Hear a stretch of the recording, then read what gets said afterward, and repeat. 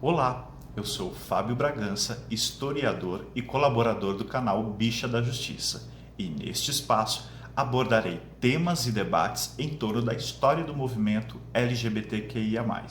E como ponto de partida, eu faço a seguinte pergunta: como o desejo e a sexualidade humana ao longo da história passou de algo natural para um dos maiores entraves morais da sociedade?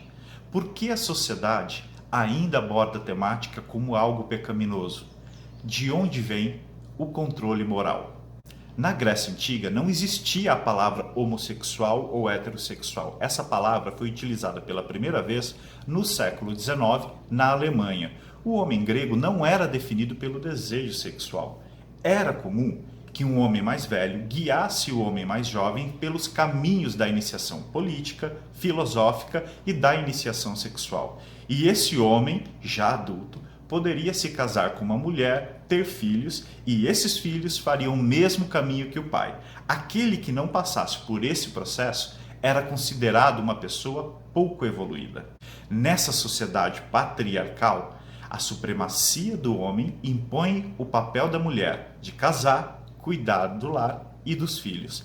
Imagine as relações que são tecidas numa sociedade que defende o direito exclusivo do homem nas relações familiares, políticas, religiosas, militares e econômicas. Esse tipo de pensamento está presente em muitos textos da antiguidade, e o curioso é que os autores são todos homens. Na Idade Média, a igreja ou clero ocupava o topo da pirâmide da hierarquia social e buscou disseminar valores morais na tentativa de disciplinar os hábitos e costumes, e utilizando-se até de violência. Já reparou que a Inquisição só caçavam as bruxas? Não existiam bruxos? Nessa época, a relação sexual entre homens passa a ser condenada e chamada de sodomia, fazendo alusão à alegoria de Sodoma e Gomorra, que foram destruídas por Deus pelos pecados sexuais. Não é à toa que a Idade Média também é conhecida como a Idade das Trevas, período em que a religião buscou controlar o desejo sexual, impondo um controle moral. O controle moral do desejo sexual considera pecado e condena o prazer sexual, que existe, segundo a igreja, com o único fim reprodutivo, ou seja, tudo que envolve a descoberta do desejo sexual passou a ser reprimido. Sexo antes do casamento? Não pode. Com pessoas do mesmo sexo? Não pode. Sexo com prazer? Não pode. Masturbação? Não pode. E nem precisa ser um grande estudioso para saber o que acontece quando um desejo é reprimido. E Freud explica. E as pessoas deixaram de explorar o desejo sexual? É claro que não, só passaram a fazer isso escondido. Agora junta as duas coisas: uma sociedade patriarcal supremacista com um controle sexual e moral imposto pela igreja.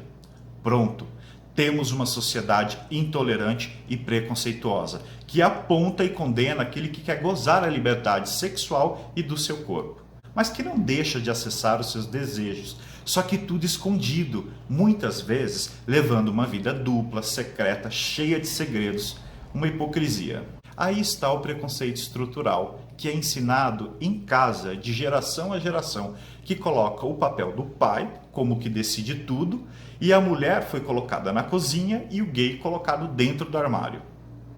Eu aprendi que desde criança menino veste azul e menina veste rosa, que homem não chora, não demonstra sentimentos, tem que ser viril e não pode sentir dor, medo, e se apanhar na escola, quando chegar em casa, apanha de novo. Ou seja, nós somos ensinados a sermos violentos e não a amar as pessoas. Essas ideias são defendidas pela grande maioria dos homens héteros brancos, que são quem criam as normas, endossados pela igreja, muito mais preocupado em condenar os hábitos do que espalhar caridade e amor. Precisamos estar atentos para desconstruir esses pensamentos antigos que não se justificam hoje. O homem não precisa ser viril o tempo todo, não precisa andar igual um Robocop, falar com cara amarrada, torta, cuspindo no chão e batendo o pé.